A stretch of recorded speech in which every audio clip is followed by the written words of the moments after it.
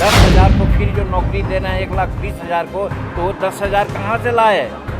किस कोख से पैदा हुआ? ये प्रमाण नहीं है। अगर प्रमाण नहीं है तो आपका दिमाग कहाँ चला गया है तो सोच लीजिए, उसका ऑपरेशन करा लीजिए तो ठीक हो जाएगा। ताश के पत्ते की तरह ये लोग छितरा गए हैं। जब हम लोग एनडीए के लोग बहाल किए थे तो कोई ढोल नहीं बजाया था। 1,20,000 पेपर दे रहे हैं तो कह रहे हैं कि हम बहुत बड़ा काम किया। कि 2024 में कोई वैकेंसी नहीं है।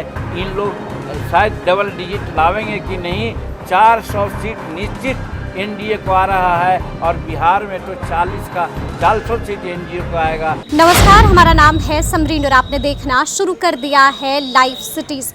बिहारी शिक्षक अभ्यर्थी अदालत का आज आयोजन बिहार के पूर्व सीएम जीतन राम मांझी के आवास पर हुआ। आपको मालूम है कि यहाँ पर दूर दूर से शिकायतें लेकर अभ्यर्थी पहुंचे थे। आपने देखा कि यहाँ पर दलीलें भी दी गई, यहाँ पर सुनवाई भी हुई और अब देखना होगा कि फैसला किसके हक में आता है।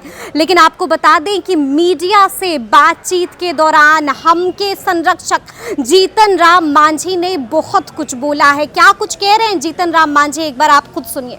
आप लोग यहाँ पर आए हैं हमारी बात को सुनने के लिए, इसके लिए बहुत बहुत धन्यवाद देते हैं। और धन्यवाद उन अभ्यर्थियों को भी देते हैं जो बिहार पब्लिक सर्विस में शिक्षक के लिए अभ्यर्थी थे और सफल हुए हैं या न सफल हुए हैं। उनको शिकायत है, उनकी शिकायत को अपना यहाँ हमको दर्ज करने के लिए आए हैं। उनको भी धन्यवाद देते हैं। धन्यवाद इसलिए विशेष देते हैं उनको कि बिहार सरकार ने स्पष्ट रूप में, बिहार पब्लिक सर्विस कमीशन ने भी वैसे लोगों को धमकाया है, धमकाने का काम किया है कि जो हिंदुस्तानी अवाम मोर्चा सेकुलर के अदालत में जाएंगे उनको हम भविष्य में परीक्षा से वंचित कर देंगे। ये अनडेमोक्रेटिक धमकी है। इसके लिए हम कंडेम करते हैं बिहार सरकार को भी और बिहार पब्लिक सर्विस कमीशन को भी। ये प्रमुख बातें हैं। इसके बाद हमारे पास दर्जनों साथी आए हैं जो अभ्यर्थी हैं, लेकिन उसमें देखा गया है कि प्रायः 4-5 प्रकार का प्रॉब्लम सब लोगों ने सुनाया है जो कॉमन है। यानी कि अगर 2 दर्जन आदमी आए हैं तो 2 दर्जन समस्या नहीं है, समस्या 10-5 ही है जो सबके साथ है। उसको हम पहले आपको सुनाना चाहते हैं। सबसे पहली बात ये करना चाहते हैं कि आज 1,20,000 लोगों का ये प्रमाण पत्र बांटने जा रहे हैं। और जैसा मालूम हुआ है बिहार पब्लिक सर्विस कमीशन ने 10,000 लोगों का नाम डिस्क्वालीफाई कर दिया था कि ये लोग क्वालिफाइड नहीं हैं और रिजल्ट होना चाहिए था 1,10,000। लेकिन 1,20,000 को कैसे दिया जा रहा है फिर नौकरी, जो हम पूछना चाहते हैं बिहार सरकार से और बिहार पब्लिक सर्विस कमीशन से। यानी 10,000 को बैकडोर से पैसा ले करके इन लोग बहाल कर रहे हैं, भाई भतीजा बात करके बहाल कर रहे हैं, या फिर बाहरी लोगों को मौका देने के लिए वो 10,000 को एडजस्ट कर रहे हैं। तो ये मेरा चार्ज है जो हम लिख करके ऑलरेडी दिए हुए हैं अध्यक्ष को भी और माननीय मुख्यमंत्री को। तो इस पर भी आप लोग तवज्जो देंगे। और ये बहुत बड़ा एक शिकायत हम लोगों का है कि आखिर 10,000 हमारे उम्मीदवार को उन्होंने छांट दिया था, तो फिर 1,20,000 कैसे नियुक्तियां बांटी जा रही है। इसमें गड़बड़ है। इसमें लोग चाहते हैं कि मांगते हैं सबूत, तो इसका सबूत से बढ़कर के क्या हो सकता है, ये मैं पूछना चाहता हूँ सरकार से और जो हमसे मांगते हैं सबूत उनसे। और दूसरी बात कि आज बहुत ढोल बजाया जा रहा है, बहुत उत्साह मनाया जा रहा है कि 1,20,000 को हम लोग नियुक्ति पत्र बांटे हैं। आप लोगों को भी पता होगा कि जब एनडीए सरकार थी तो 3,70,000 लोगों को नौकरी दी थी, तो इतना ढोल नहीं बजा था। और जब 3,70,000 को नौकरी हम लोगों ने दिया था एनडीए की सरकार में, तो उसमें सभी बिहारी थे।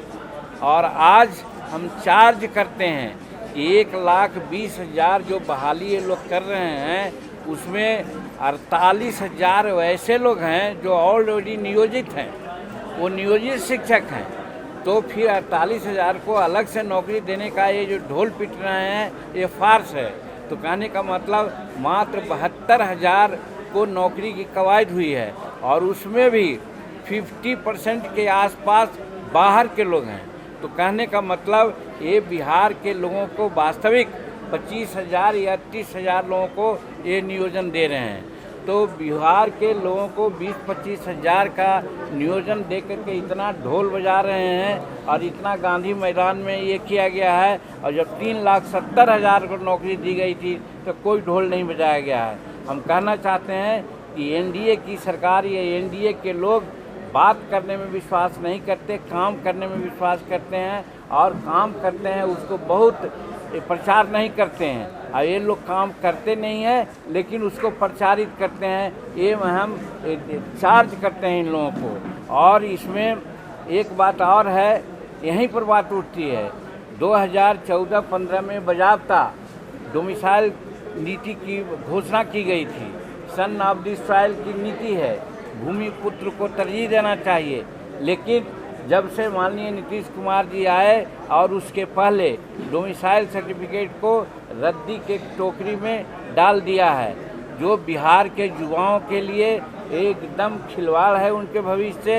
ये प्रमाणन है, इससे ज़्यादा क्या प्रमाण है कि 1,20,000 आए हैं और आप क्वालिफाई किया 1,10,000 को, तो 10,000 को फिर जो नौकरी देना है 1,20,000 को, तो वो 10,000 कहाँ से लाए, किस कोख से पैदा हुआ, ये प्रमाण नहीं है।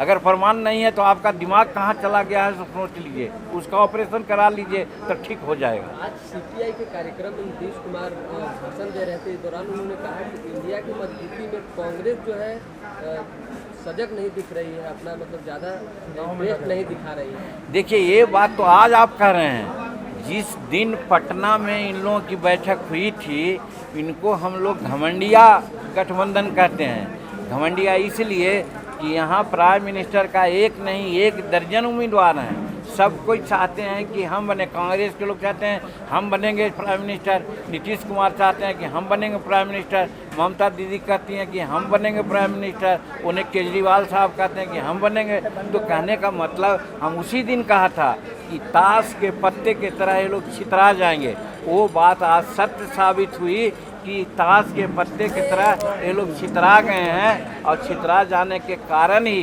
कांग्रेस के लोग कुछ बोल रहे हैं, राजद के लोग कुछ बोल रहे हैं। आज गांधी मैदान में देखिए सब होल्ड ले रहे हैं। हमने वैसा किया, पहले ही तो कहा, जब 3,70,000 जब हम लोग एनडीए के लोग बहाल किए थे तो कोई ढोल नहीं बजाया था। अब 1,10,000 कथित रूप में 1,20,000 पेपर दे रहे हैं तो कह रहे हैं कि हम बहुत बड़ा काम किया। और उसमें भी तेजस्वी जी कह रहे हैं कि हमने किया, नीतीश कुमार कहते हैं कि हमने किया। तो उसी प्रकार से कांग्रेस का भी जहाँ तक कहना है, अन्य दल के भी लोग कहना है, सब का एक ही इरादा है कि प्राइम मिनिस्टर का कैंडिडेट उनको घोषित करे। तो उन लोग छितरा गए हैं। अगला चुनाव में एक तो वैकेंसी नहीं है प्राइम मिनिस्टर का लोकसभा में, अभी हमारे संसद में नरेंद्र मोदी जी सशक्त उम्मीदवार हैं। नरेंद्र मोदी जी ने विज्ञान में, वैदेशिक नीति में, आर्थिक नीति में संसार के सभी लोगों को G20 के बैठक में बुला के सम्मानित किया, जो आज संसार के कोई नेताओं के पास वो ताकत नहीं है, वो रुतबा नहीं है जो माननीय नरेंद्र मोदी जी का है। तो वैसी परिस्थिति में भारत की जनता मन बना लिया है कि 2024 में कोई वैकेंसी नहीं है। इन लोग शायद डबल डिजिट लावेंगे कि नहीं, 400 सीट निश्चित एनडीए को आ रहा है और बिहार में तो 400 सीट एनडीए को आएगा। इसलिए ये लोग आपस में टकराएंगे और लोग बोलेंगे। देखिएगा आप लोग, इतने खाली कांग्रेस से नहीं बोल रहे हैं, कल से देखिएगा बोलना शुरू करेगा राजद भी, फिर हमारे जदयू के लोग बोलिए रहे हैं, ममता दीदी भी उधर से ट्वीट करेगी। तो ये सब तो अलग अलग हैं, करेंगे, खिचड़ी पकाएंगे। तो सुना आपने क्या कुछ कहा है जीतन राम मांझी ने। देखिए उन्होंने आज अपने आवास पर अदालत लगाई थी। आपने देखा कि आज उन्होंने कई सारे सबूत भी पेश किए हैं और सीएम नीतीश को जमकर खरी खोटी भी सुनाई है। देखिए यहाँ तक कह दिया है कि अगर इन प्रमाण देखने के बावजूद आप पर कोई असर नहीं पड़ता है तो फिर आप अपने दिमाग का इलाज करा सकते हैं। तो अब देखना होगा कि आगे इस मसले पर क्या कुछ निकल कर आता है। लेकिन इस तरह के तमाम अपडेट्स के लिए ऐसे ही हमारे साथ बने रहिएगा और देखते रहिएगा लाइव सिटीज। बहुत शुक्रिया।